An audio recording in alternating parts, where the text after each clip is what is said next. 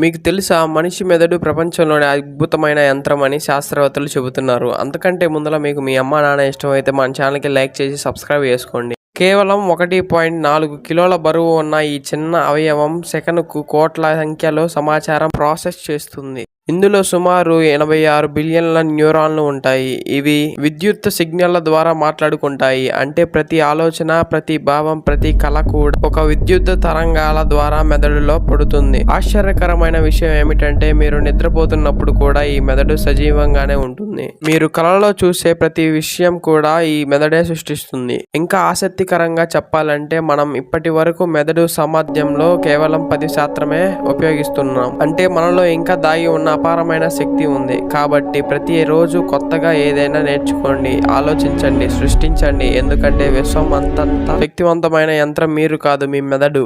ఈ వీడియో నచ్చితే తప్పకుండా లైక్ చేసి, షేర్ చేసి, సబ్స్క్రైబ్ చేయండి. అలాగే మన ఛానల్కి సపోర్ట్ చేయండి.